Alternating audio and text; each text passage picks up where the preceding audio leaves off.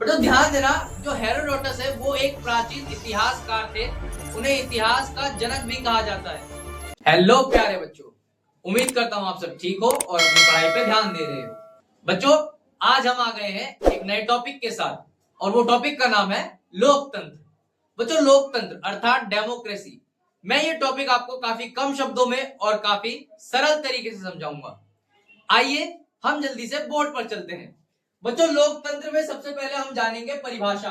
लोकतंत्र की परिभाषा क्या है, इस चीज को पहले हम समझ लेते हैं।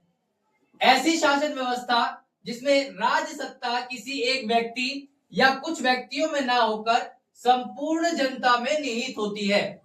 बच्चों, कहने का मतलब है कि किसी भी राज्य पर जो अधिकार होता है वो किसी एक व्यक्ति का या कुछ व्यक्तियों का ना होकर बल्कि पूरे जनता का अर्थात उस राज्य के हर एक नागरिक का, उस राज्य के हर एक व्यक्ति का अधिकार होता है।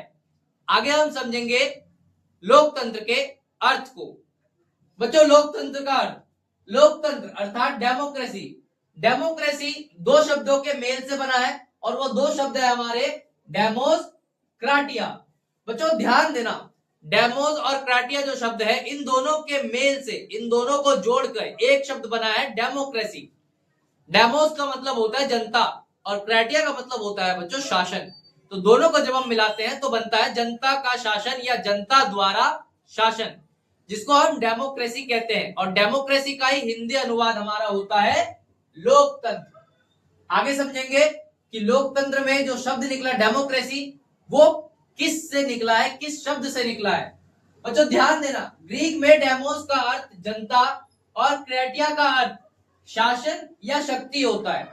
हमारी जो ग्रीक लैंग्वेज है, ग्रीक में जो शब्द है हमारा डेमोस, उस डेमोस का मतलब होता है जनता, और जो हमारा क्रेटिया है, क्रेटिया का मतलब होता है शासन। जब दोनों को हम मिलाते हैं तो एक शब्द बनता है डेमोक्रेसी, और उस डेमोक्रेसी का मतलब होता है जनता द्वारा शासन। और इस शब्द की जो व्युत्पत्ति है वो हमें यह बताती है कि किसी भी राज्य पर किसी एक व्यक्ति या कुछ व्यक्तियों का अधिकार ना होकर संपूर्ण जनता का अधिकार होता है। अर्थात राजनीतिक शक्ति जो होती है वो जनता के पास होती है। इसी में हम लोग आगे समझते हैं। बच्चों, अब हम लोकतंत्र की परिभाषा कुछ इतिहासकारों के नजरिए से देखते हैं कि उनके नजर में लोकतंत्र क्या था। अब हम जानेंगे सबसे पहले कि डायसी के नजर में लोकतंत्र क्या था। डायसी कहते हैं शासन का वह स्वरूप जिसमें शासक वर्ग संपूर्ण राष्ट्र के अपेक्षाकृत अधिकांश लोग होते हैं। कहने का तात्पर्य यह था डायसी का कि लोकतंत्र एक ऐसी शासन व्यवस्था है जिसमें उसी राष्ट्र के लोग होते हैं। उसके बाद हम जानेंगे सीले जी का। सीले कहते हैं कि लोकतंत्र उस सरकार को कहते हैं जिसे हर एक व्यक्ति भागीदार होता है।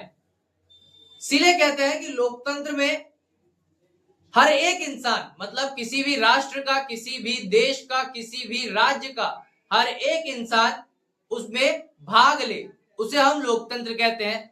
उसके बाद ब्राइस कहते हैं कि हेरोडोटस के समय से ही, बच्चों हेरोडोटस, बच्चों ध्यान देना, जो हेरोडोटस है वो एक प्राचीन इतिहासकार थे। उन्हें इतिहास का जनक भी कहा जाता है।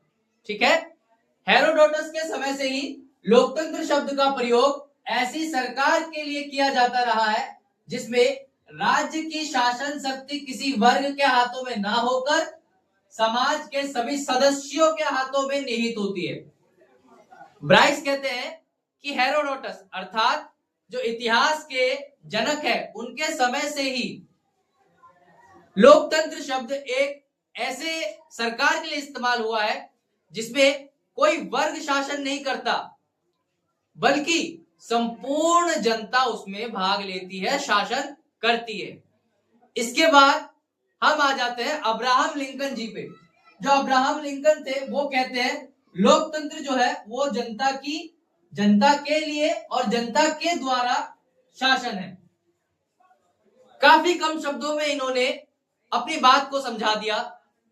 लोकतंत्र जो है वो जनता की सरकार है। बच्चों, जो सरकार बनती है वो किसकी बनती है?